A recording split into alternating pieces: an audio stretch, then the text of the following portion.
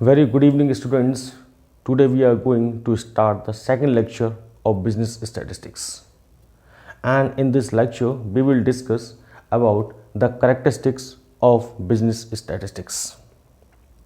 And before we are going to proceed in this lecture, this one is a humble request to all the students, for those who are studying online and taking help of this my lecture, that you have to like, subscribe and share my video if it is beneficial for you. So now, in a characteristics of statistics, first one we are going to introduce, and that one is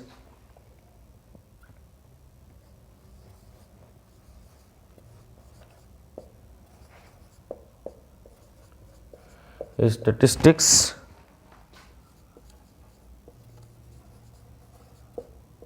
consist of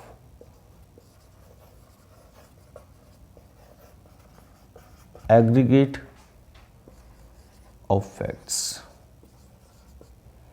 As a first heading, just we are writing the first one, and that one is statistics consist of aggregate of facts. In this you will find it out why we are using this particular word aggregate of facts, aggregates of figures, aggregate of data. Why we are going to use as a reflection for the statistics. Reason: if a single value, a single digit is available in front of you, just suppose that we are talking like it is written. Suppose, just we are giving an example, it is written in front of you that we are writing a 39. Is there any value of this 39? Is there any value? Just confirm, dear students. Is there any importance, or you are getting something from it? Nothing comes out. But if we say that Rahul got 39 marks out of 100, Rahul got 39 marks out of 100, that means it will give you some understanding that what is the actual study of Rahul in a particular class or in a particular subject. Or we can say Rahul got 39 marks out of 100, where near about 10 students are available in a class, and marks of 10 students are given to you like this. Just you suppose that someone got 20, someone got 40, someone got 30, someone got 32, someone got 35, someone got 39, someone got 40, someone got 45, someone got suppose 50, 1 2 3 4 5 6 7 8 9, and someone got just suppose up to 70. These marks are given to you. Now these are the marks of 10 students out of 100, and Rahul got 39 marks. Then you can imagine, then you can understand what is the real fact of Rahul in a class. That means by seeing the aggregate, by seeing the bunch of numbers, a little bit understanding in their mind has been developed. Now take the second example. मैं कहता हूं आपसे, second example just, कि एक road पर कोई व्यक्ति गुजर रहा होता है और वहां पर एक मोड़ आता है, उस मोड़ पे एक व्यक्ति का एक्सीडेंट हो गया। एक दिन एक्सीडेंट हुआ, तो एक दिन का जो रोड एक्सीडेंट हुआ है किसी बंदे का, वो निश्चित तौर पर एक स्टैटिस्टिक्स को, एक इंफॉर्मेशन को, एक डेटा को नहीं दिखाता, क्योंकि एक दिन की घटना थी। मगर मालूम पड़ा कि हम दूसरे दिन जा रहे थे तो हमें सुनने में आया कि उसी रोड पर एक दूसरा एक्सीडेंट हुआ, फिर मालूम पड़ा कि तीसरा एक्सीडेंट हुआ, फिर मालूम पड़ा कि उस रोड पर 2-4 एक्सीडेंट हो चुके हैं। तो निश्चित तौर पर हो क्या रहा है, it will gives a awareness in the mind of all the peoples those who are going to pass on from this particular region or from that particular road or from that particular path, that they have to understand that what is the reality and they have to take some precautions to save himself, to save or secure himself. That means हुआ क्या कि एक दिन की accident की घटना statistics नहीं बनी, मगर जब मालूम पड़ता है कि फर्स्ट डे एक एक्सीडेंट था, दूसरे दिन मालूम पड़ा एक एक्सीडेंट था, तीसरे दिन मालूम पड़ता है कि 5 एक्सीडेंट हो गए, चौथे दिन मालूम पड़ता है कि 6 एक्सीडेंट हो गए। तो लगातार उसी मोड पर आपके एक्सीडेंट की संख्या आती जा रही है, तो कहीं ना कहीं आपको सोचने पर मजबूर कर देगी। ये बंच ऑफ डेटा आपको कुछ ना कुछ माइंड में क्लू देगा कि आखिरकार वहां पे है क्या। That means aggregate of fact will give you some understanding about the statistics region. You will start to think about to take a decision what you have to do when you are going on from this particular road. This thing should be coming out from by seeing this all data. What if there is only a single accident is available? No one will consider of. There are 39 marks. No will consider of about Rahul. But when they find it out that the 10 students are available out of 100, how much marks he got it? Then some understanding will be coming out, that is what is the percentage, what type of behavior he have, what type of knowledge he have, what type of presence he have. This type of understanding should be coming out. So when we say statistics consist of aggregate of fact, indicate not a single data just represent a statistics, a bunch of data just give you a reflection about the statistics, because the understanding, because the thinking or information or the comparison aspects comes in your mind. I think it is clear. Now we are coming over the next one.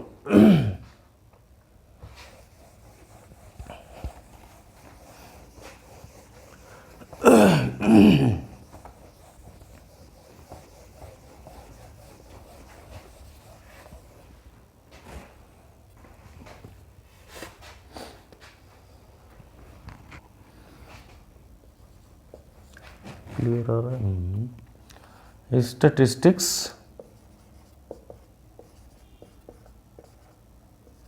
should be numerically expressed. आप लोगों को सब clear दिख रहा है ना? Statistics should be numerically expressed. देखिए जी, पहले हमने कहा कि aggregate of fact just give you some reflection understanding about the statistics, because it gives you some understanding, it gives you some logical thinking. Now statistics should be numerically expressed. Again the same things comes out if we are talking about the statistics according to lad Kevin, then we have indicated if some problem is there in front of you, then if it is possible to convert into numbers, if it is possible to measure into numbers, then we can some statistics. The same situation is there. Statistics should be numerically expressed region. सुनिए, किसी की beautifulness को क्या आप major कर सकते हैं numbers में? बता सकते हैं? आप कहते हो स्टैटिस्टिक्स बात कर रहे हैं, आप देखते हो कि miss universe, miss world, miss universe इस तरीके से लगातार सेलेक्ट होते रहते हैं। आखिरकार उनकी ब्यूटी का मेजरमेंट क्या हुआ होगा? भाई न्यूमेरिकल तो एक्सप्रेस नहीं कर सक पा रहे, नहीं कर बता पा रहे हो आप कि वो कितना सुंदर है, कितनी सुंदर है, कितना क्या है, आप नहीं बता पाएंगे क्योंकि नंबर्स में नहीं है। मैं ये कहता हूं कि कोई इंसल्ट हुई, अपमान हो गया साहब, can you measure the insult? कितनी किलो हो गई, कितनी हो गई, क्या आप इस नंबर से हम बता पाएंगे? नहीं ना। हम कहते हैं उसके अंदर बहुत ज़्यादा पावर है। कितनी पावर है, क्या बता पा रहे हैं?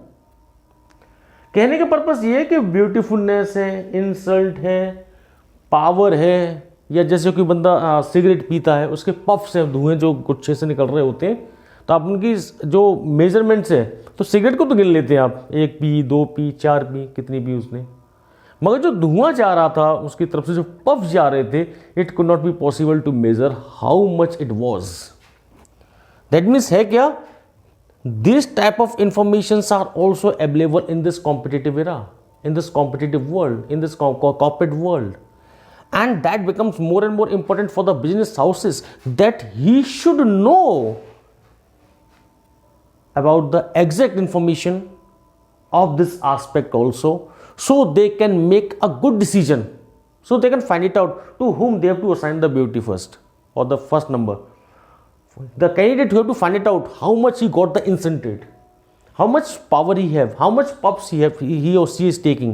Reason, जब तक आप इन सब चीज़ों को नंबर्स में कैलकुलेट नहीं करोगे, मेजर नहीं करोगे, आप निश्चित तौर पे कोई जान कैसे पाएगा कि आप कौन से कंटेस्टेंट को नंबर 1 दोगे। किसी व्यक्ति को ये एहसास दिलाना कि आपकी बेइज्जती बहुत ज़्यादा हुई थी, इस चीज़ का एहसास कैसे कराओगे, कहीं ना कहीं उसको नंबर्स में तो लेके आना पड़ेगा।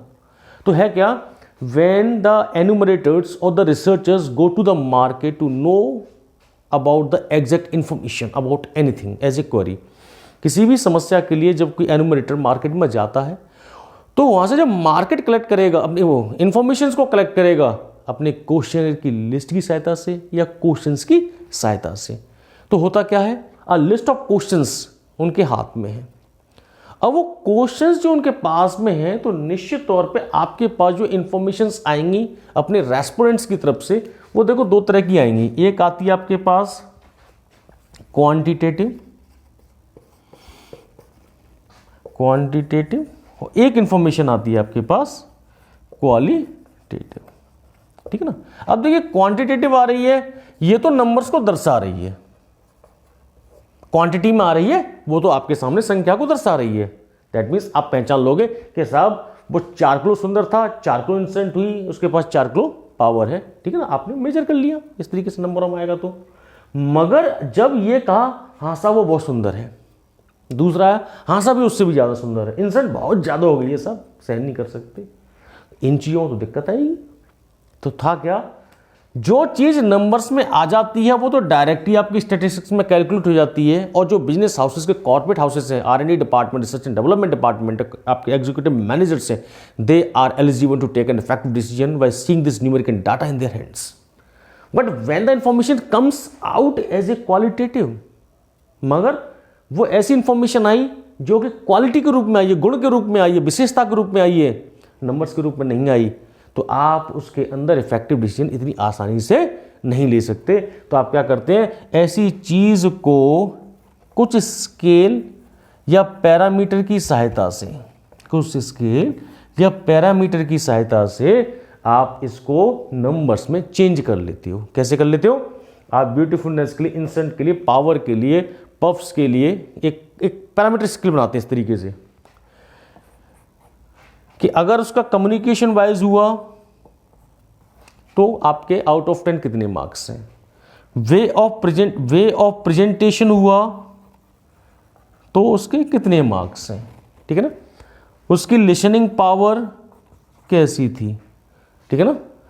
आपने कुछ ऐसे स्किल्स बनाए और लोगों से पूछा कि आखिरकार वो इस चीज के बारे में, इस पार्टिकुलर क्वेश्चन के बारे में, इस पार्टिकुलर क्वेरी के बारे में कितने मार्क्स देते हैं, कम्युनिकेशन पे कितना देते हैं, वे ऑफ प्रेजेंटेशन पे कितना देते हैं, लिसनिंग पे कितना देते हैं। इनके आधार पर आप इस क्वालिटेटिव डाटा को भी किसमें चेंज कर देते हैं, न्यूमेरिकल डाटा में, क्योंकि statistics always focus, always study, always measure in numbers.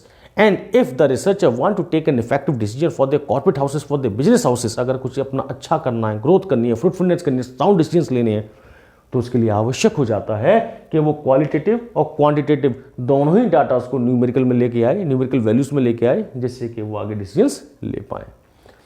Now I think this one is also clear. Now we are coming over the third characteristics and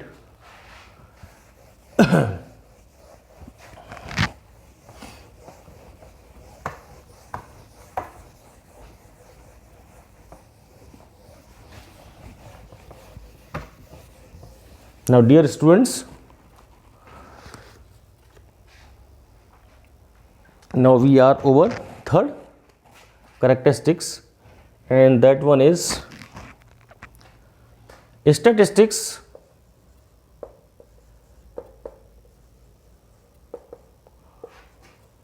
are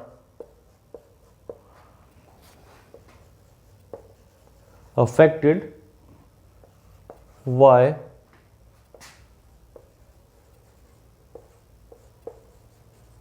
multiple of causes to a large extent we can say. देखिए, now in third one, statistics numbers में calculate होती है।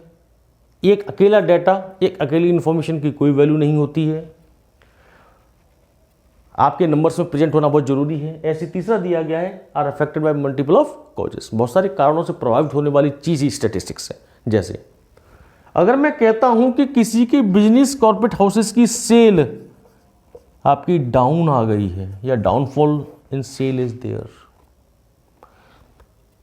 अगर मैं कहूं मेरी height 35 के something, मेरी एज 35 समथिंग ईयर्स के समथिंग है, अब मेरी हाइट में तो कुछ ग्रोथ होनी नहीं है, इसके लिए मैं डिसीजन क्या लेना।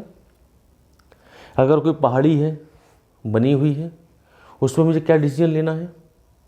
जो चीज़ स्टैटिक है उसमें क्या डिसीजन लूंगा, और निश्चित तौर पर आवश्यक हो जाता है when the variables are there in front of you, whatever the changes value are coming on, you should take the decisions according to the changes, according to change in the environment. आपके लिए आवश्यक हो जाएगा ये। तो ऐसे ही देखिए business houses है।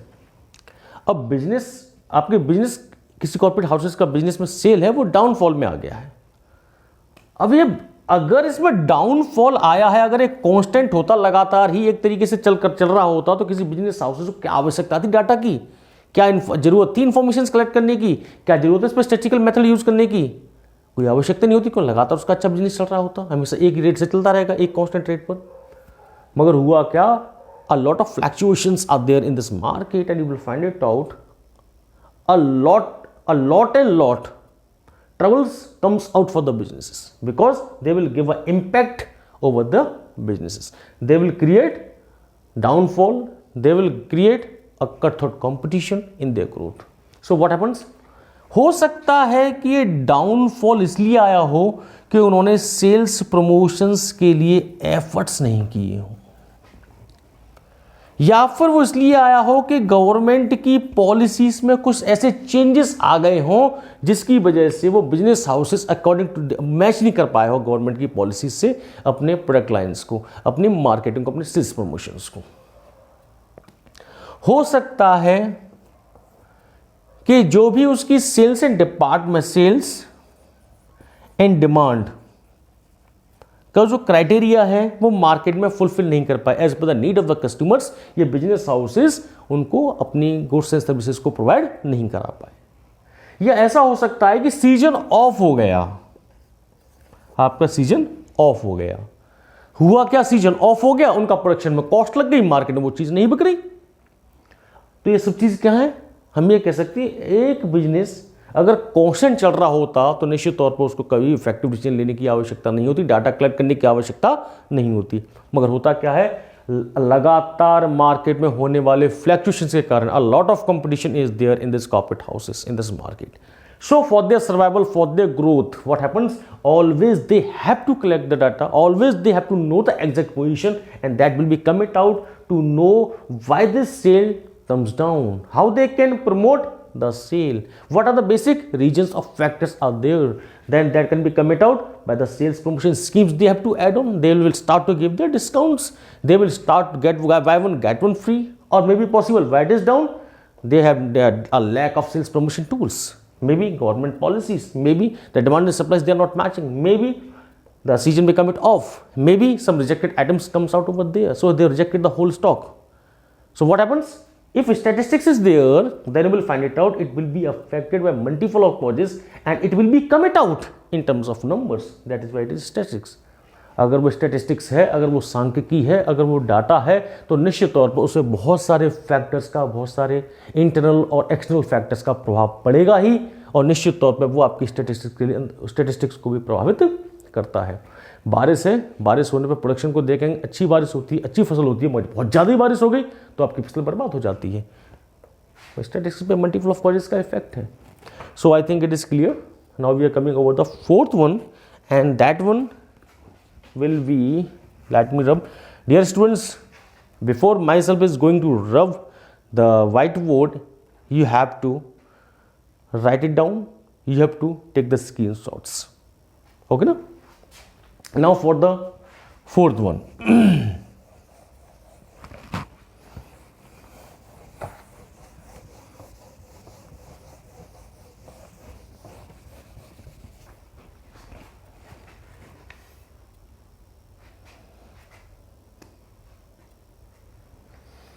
Now fourth one, statistics should be collected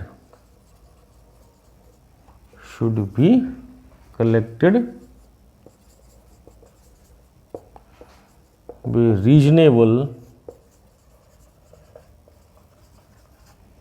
standard of accuracy.